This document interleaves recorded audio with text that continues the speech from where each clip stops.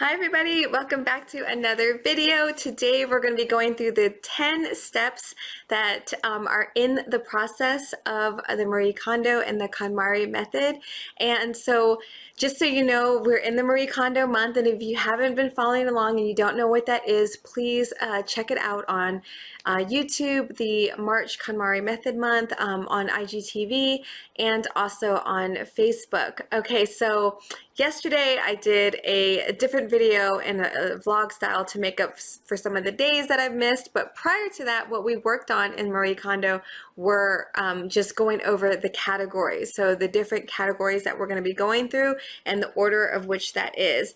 Now, there are going to be some bigger steps that we're going to take when we start and kick off the process. For example, we're going to do like a vision board and think about the ideal lifestyle and things of that nature, right? So there's some lead up to before actually starting. But today I'm going to talk and go through 10 steps of the process when you actually get to a category. So for example, the first category is clothes, and I'm just gonna walk through what that process looks like. Now, of course, I highly recommend getting the online course that Marie Kondo has, or listening to the audiobooks. All of her links are down below. Check them out, but of course we're going to be going through this together with you guys. All right, so these are the steps in the process. Now, some of these are from her, I think. I haven't really refreshed to a T on the book, to be honest, but these are definitely also some steps that I've incorporated in my method. All right, so the first one is to visualize, and I forgot to put an image in here, but yes, you want to always visualize. So let's say you decided you're going to start, and it's going to be our first one, which we're going to do together here pretty soon, actually. And the first category is clothes. So you always want to go back to how, you know, the whole vision board of what the ideal lifestyle is, because you always want to start from a place of knowing your intent and how amazing of a life that you're trying to develop and what that's going to look like. All right, so number two, you want to select your category. Now, of course, if it's clothes, then it's clothes, and you know what you're going to do that. But even with clothes, there might be, I'll give you an example. With clothes, it really is clothes, accessories, shoes, everything. Well, depending on how much stuff you have, you may end up breaking it up. I don't recommend breaking it up from shoes to clothes. I think that she also recommends doing it in one gigantic pile. But I'll give you an example, like jewelry. I think that jewelry sometimes is included in clothes, but to me that was a completely separate category, and I was going to do that after the clothes. So again, you just want to kind of narrow down what you're going to do that day. All right, so number three, this is really important step. It's to document. And if you get her online course, she's got a printout that you can do, because you're going to want to document a few things. Now, she also highly recommends taking before and after pictures as part of the document, but I also end up thinking it's a really good idea to document a few other things. For example, I like documenting my feelings before I start, because a lot of times, you know, you might say, oh, I feel anxious about taking all of my clothes out of drawers and putting them in a big pile, and I think this is going to take too long, and I'm just scared about it. Like, you want to document those feelings, because afterwards, when you document your feelings afterwards, and even during, or, you know, how you felt during, you know, you might get a really different perspective, you know, and you want to document that, because it might be like, oh my gosh, that didn't really take as long as I thought, and I really enjoyed the process, whatever. And so you can see how your feelings play out.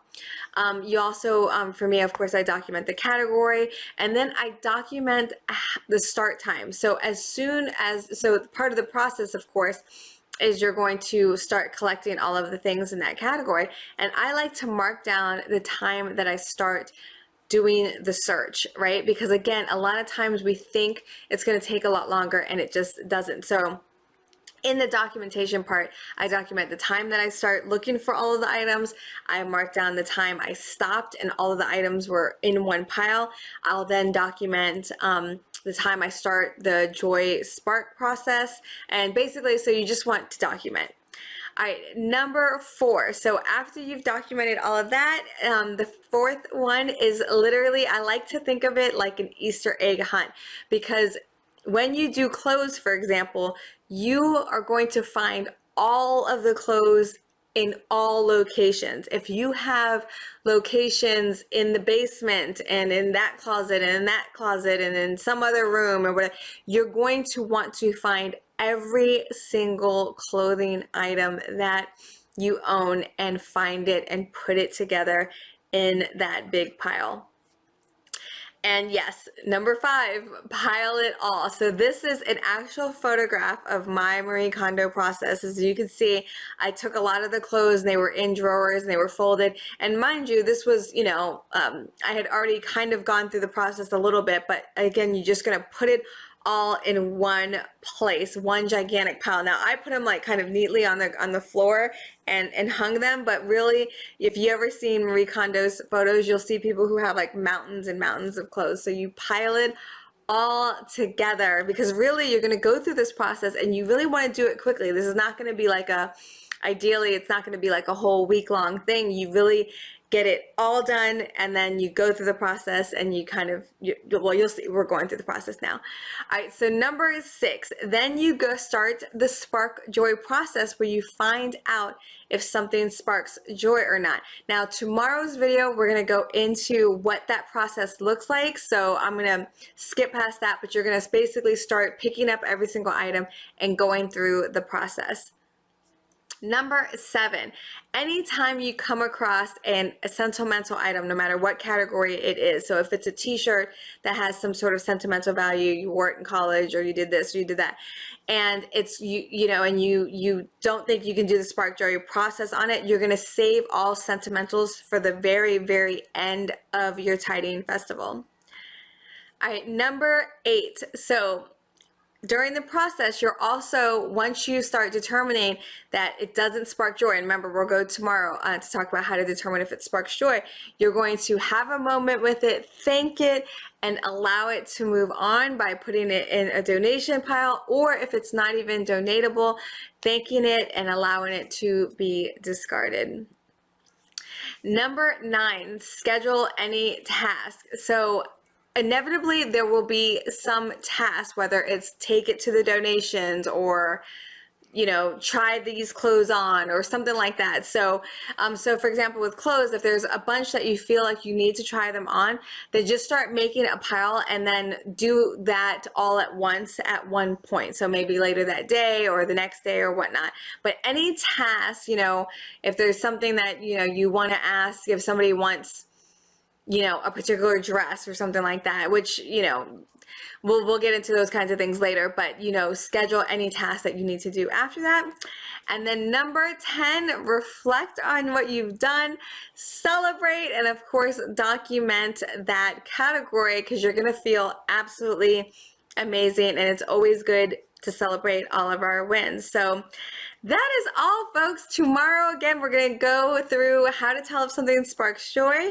But other than that, thank you so much for watching. Of course, I love you. Hope you're getting super excited about going through the Tidying Festival. I know Natalie and I are, because let me tell you, before our cousins came this past weekend, the place had really gotten out of control, and so her and I got a first look at kind of quickly going through some tidying up, and you know, we were able to take some things to donations and things like that, and it started to feel so good. In fact, when they got here, you know, the place just looked really nice, and it just is so fun and exciting. So we're definitely excited. I hope you are too. Love you, and I will see you excuse me, hopefully tomorrow. Mwah.